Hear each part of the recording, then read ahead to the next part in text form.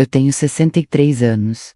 E a única coisa que realmente possuo é uma casa cheia de móveis caros, que ninguém jamais herdará. Passo minhas tardes observando as partículas de poeira dançando na luz do sol de uma sala que é silenciosa demais. Minha filha Camila tem 36 anos agora. Ela tem uma vida, uma carreira e uma filha própria. Sou mãe, mas não tenho filha.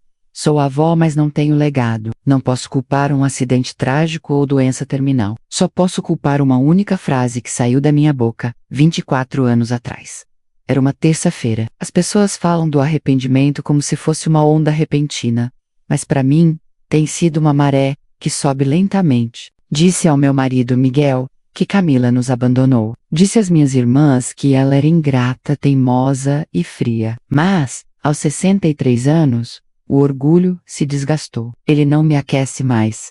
Não vejo uma mulher que manteve sua posição. Vejo uma mulher que repetiu uma história da qual prometeu escapar. Vejo os olhos do meu pai olhando de volta para mim. Tornei-me o monstro de quem eu estava fugindo. E fiz isso em nome da decência. Camila nunca foi como eu. Mesmo quando era pequena, ela tinha uma luz nos olhos que eu achava aterrorizante. Ela perguntava por quê, quando eu fui ensinada a dizer sim, senhor. Ela queria usar cores vibrantes demais e falar pensamentos altos demais. Passei toda a infância dela tentando apagar essa luz, não porque a odiasse, mas porque tinha medo do que o mundo faria. Meu próprio pai havia me ensinado que a segurança estava na invisibilidade, em seguir as regras, em nunca dar a ninguém um motivo para fofocar. Achei que estava protegendo-a ao ser rigorosa. Achei que estava moldando-a para um mundo difícil. Na realidade, eu estava apenas tentando torná-la pequena o suficiente para caber na caixa estreita em que vivi minha vida inteira. Miguel era o lado doce. Ele nos observava colidir. O fogo de Camila, atingindo minha pedra menos, e suspirava. Ela é igualzinha a você, Teresa. Ele dizia baixinho depois que ela batia a porta do quarto. Ela é igualzinha a você, só é mais barulhenta sobre isso. Eu odiava quando ele dizia isso. Eu não queria ser como ela. Ser como ela significava ser vulnerável às opiniões dos outros. Significava arriscar a vergonha. Éramos pessoas de bem. Éramos respeitáveis. No nosso bairro em São Paulo, sua reputação era a única moeda que você tinha. Eu guardava a minha como um falcão. Eu não percebia então que uma reputação é algo muito frio para se segurar. Quando sua cama está vazia e seu telefone nunca toca. A tensão entre nós cresceu por anos, uma série de microfissuras, em um alicerce que parecia sólido por fora. Então veio a noite em que a casa finalmente desabou. Camila tinha 22 anos, terminando a faculdade cheia de planos que não incluíam a vida de cidade pequena. Eu havia idealizado para ela. Ela chegou tarde naquela noite. Eu estava sentada no escuro da cozinha, esperando. Ainda consigo ver a maneira como a luz amarela do corredor batia no rosto dela quando ela entrou. Ela parecia exausta, mas havia algo mais, uma quietude que eu não tinha visto antes. Ela não discutiu sobre o horário. Não deu uma desculpa, apenas sentou-se à minha frente, com as mãos tremendo levemente sobre o tampo de laminado da mesa. Mãe, disse ela, sua voz era fina, como um fio prestes a arrebentar. Preciso te contar uma coisa. Meu coração não disparou de preocupação, ele se apertou de suspeita. Esse foi meu primeiro erro. Não perguntei se ela estava bem, não procurei a mão dela, apenas fiquei ali, rígida, esperando pelo golpe. Quando ela me disse que estava grávida, o mundo não parou. Ele se estreitou, não pensei na vida crescendo dentro dela, ou no medo que ela devia estar sentindo ali sentada sozinha. Pensei nos vizinhos, pensei nas minhas irmãs, pensei na expressão do meu pai se ele ainda estivesse vivo. Senti um calor quente e pinicante subir pelo meu pescoço. O calor da vergonha percebida. Quem é o pai? Perguntei. Minha voz era como gelo. Camila me olhou, e por um segundo, vi a menininha que costumava me trazer flores murchas do jardim.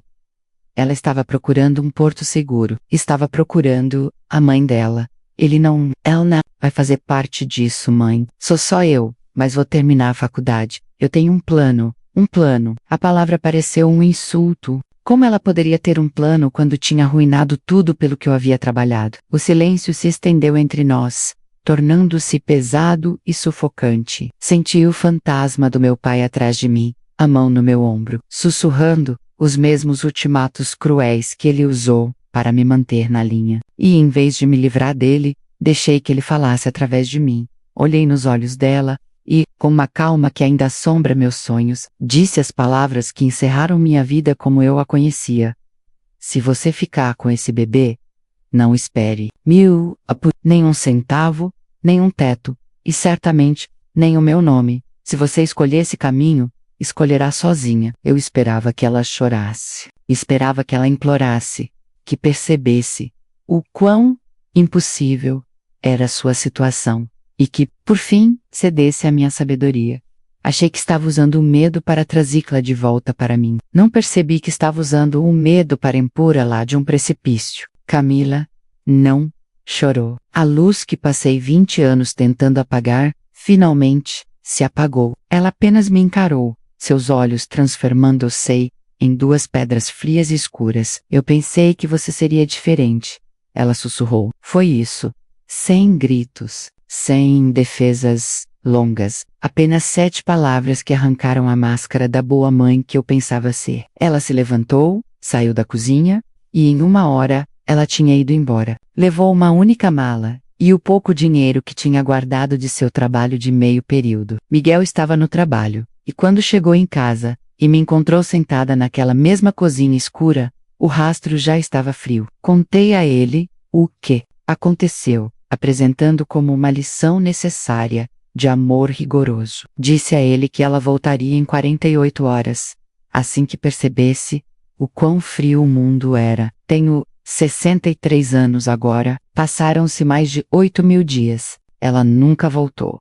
As primeiras semanas depois que Camila partiu, foram preenchidas por uma energia estranha e desafiadora. Limpei o quarto dela, dobrei as roupas que ela havia deixado para trás, a maioria camisetas velhas e jeans, e as coloquei em uma caixa no fundo do armário. Eu dizia a mim mesma que estava sendo organizada, mas na verdade, estava tentando apagar as evidências da existência dela, para não ter que olhar para o espaço vazio que ela deixou. Toda vez que o telefone tocava, meu coração dava um pequeno pulo traidor, mas eu me certificava de manter o rosto composto antes de atender. Eu estava esperando pelo pedido de desculpas. Estava esperando que ela me dissesse que eu estava certa, que ela não conseguiria sozinha, e que precisava do lar respeitável da mãe. Eu não percebi que, enquanto eu esperava que ela voltasse rastejando, ela estava ocupada construindo uma coluna de aço. Miguel foi o primeiro a quebrar. Cerca de 1 mês após o início do silêncio, ele parou de comer o jantar uma noite, e apenas ficou encarando a cadeira vazia, onde Camila costumava sentar. Turiza, já chega, disse ele, a voz tremendo com uma mistura de exaustão e raiva que eu nunca tinha visto nele.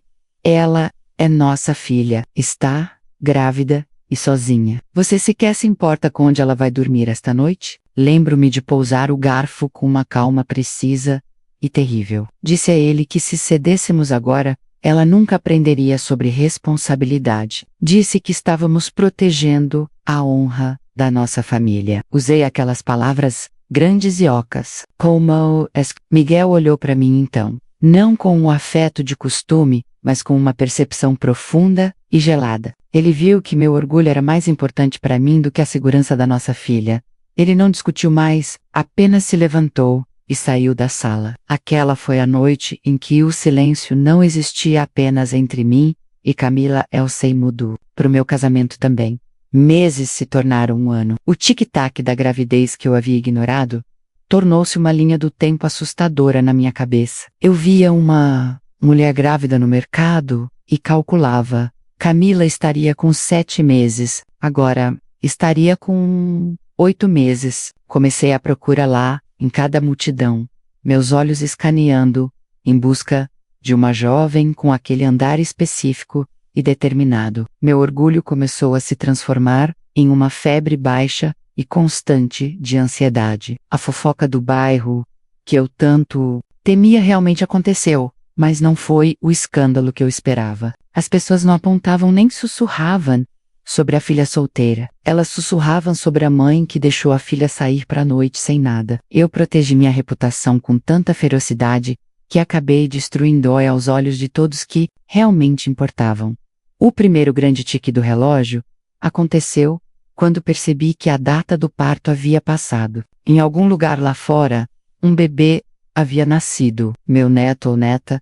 Eu não sabia se era menino ou menina, não sabia se houve complicações. Passei aquela semana inteira sentada à janela, encarando o portão, convencida de que o choro de um requém nascido finalmente a forçaria a voltar para mim. Com certeza, a realidade da maternidade quebraria a determinação dela. Mas o portão permaneceu fechado. O correio trazia apenas contas e panfletos. Miguel começou a dar longas caminhadas à noite. Descobri mais tarde que ele estava dirigindo até a capital, andando pelo campus da universidade, perguntando se alguém a tinha visto. Ele nunca me contou, e eu nunca perguntei. Éramos dois fantasmas, vivendo em um museu de uma vida que não possuíamos mais. 5 anos se passaram assim. 5 anos de aniversários marcados apenas por uma atmosfera pesada e sufocante na casa. Todo ano, no aniversário dela, Miguel comprava um bolinho, colocava uma única vela e sentava-se à mesa da cozinha no escuro. Eu ficava no quarto, fingindo ler, meus ouvidos atentos ao som do choro dele. Eu queria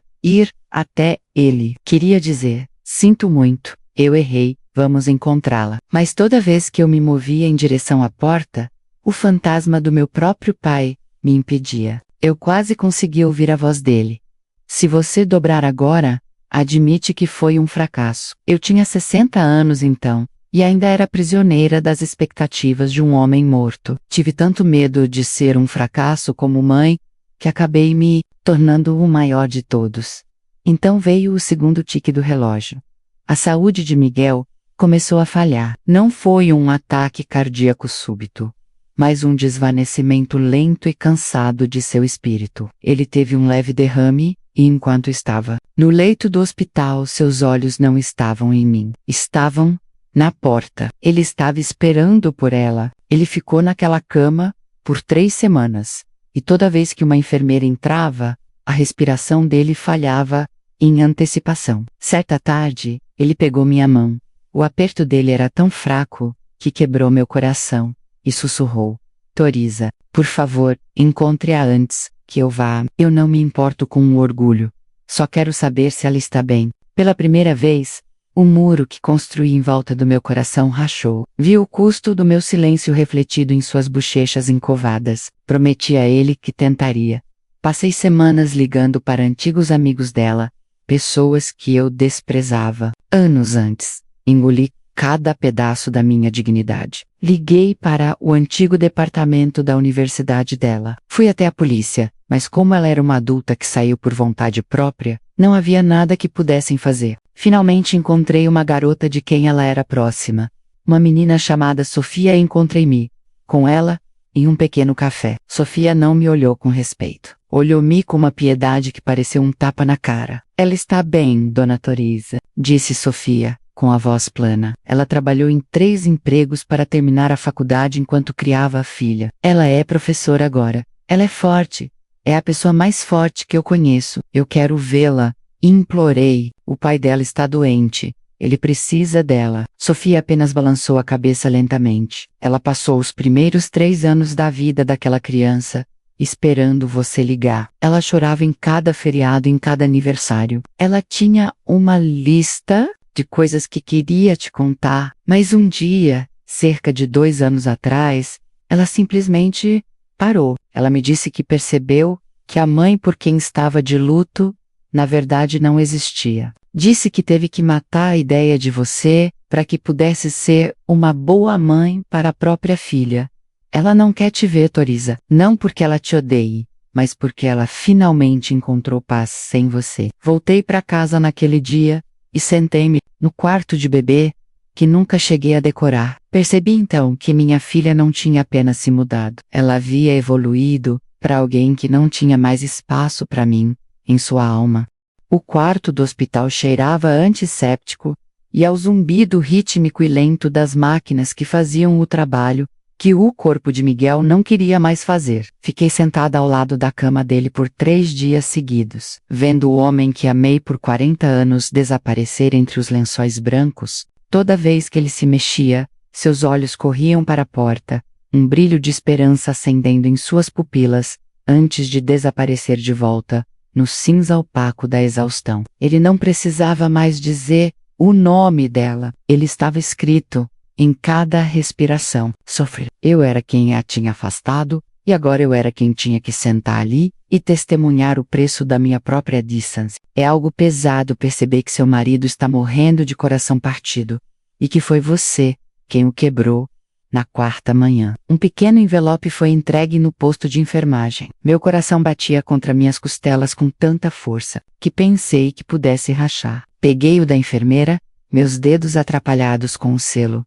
Dentro havia uma única fotografia, nenhuma carta, nenhum endereço de remetente. Era a foto de uma menininha, de talvez 4 anos, com cabelos escuros e cacheados, e olhos que eram tão parecidos com os de Miguel, que me fizeram perder o fôlego. Ela segurava um desenho de um sol e uma casa. No verso, na caligrafia nítida e elegante de Camila estavam 4 palavras. Ela tem seus olhos. Por um momento fugaz e belo, senti uma onda de esperança. Achei que aquela era a abertura, achei que aquela era a ponte. Corri para o lado de Miguel e segurei a foto na frente do rosto dele. Ele olhou para ela, uma única lágrima, traçando um caminho pelas rugas de sua bochecha, e sorriu. Foi o momento mais pacífico que o vi em anos. Ele morreu naquela noite, segurando a foto da neta, que nunca chegaria a segurar nos braços. Funeral foi um borrão de guarda-chuvas pretos e condolências educadas de pessoas que não nos conheciam de verdade. Fiquei à beira da sepultura, sentindo-me como uma intrusa em minha própria vida. Ficava olhando para os portões do cemitério, certa de que ela apareceria. Imaginei-a subindo o caminho, segurando a mão daquela menininha, e nós cairíamos nos braços uma da outra, sobre o caixão de Miguel. Eu tinha roteirizado toda a reconciliação na minha cabeça. Eu pediria desculpas, ela perdoaria, e os 24 anos de silêncio desapareceriam como fumaça. Mas o serviço terminou. O padre encerrou as orações. Os poucos presentes se dispersaram. Fiquei até o sol começar a se pôr, com um vento frio mordendo através do meu casaco. Ela nunca veio. 2 dias após o funeral, Sofia me ligou. Sua voz não estava tão fria desta vez, pareça cansada. Ela estava lá, Turiza, disse Sofia. Ela estava no funeral. Ficou no carro, nos fundos do cemitério, até que todos fossem embora. Ela viu você, viu a cerimônia. Ela até foi até o túmulo depois que você saiu. Senti uma onda de raiva misturada com luto. Por que ela não veio até mim? O pai dela se foi. Ela não se importa? Sofia ficou em silêncio por um longo tempo. Ela se importa muito. Mas ela me disse que ver você parecia olhar para uma estranha, que por acaso tem o rosto da mãe dela. Ela disse que se fosse até você, você transformaria tudo sobre o seu perdão, suas necessidades, o seu desfecho. E ela não tem mais nada para te dar.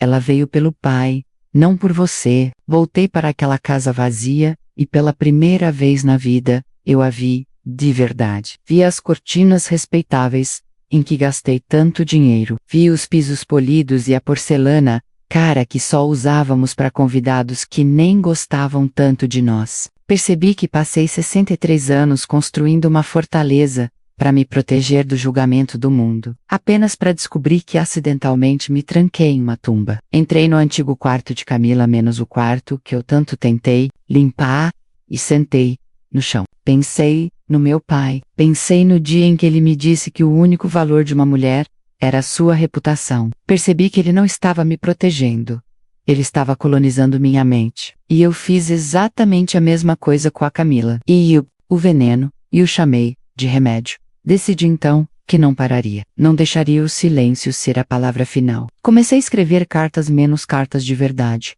Desta vez, não aquelas em que eu defendia minhas escolhas ou explicava meu amor rigoroso. Escrevi sobre o medo que senti quando tinha 22 anos. Escrevi sobre como a voz do meu pai vivia dentro da minha cabeça, como um fantasma que eu não conseguia.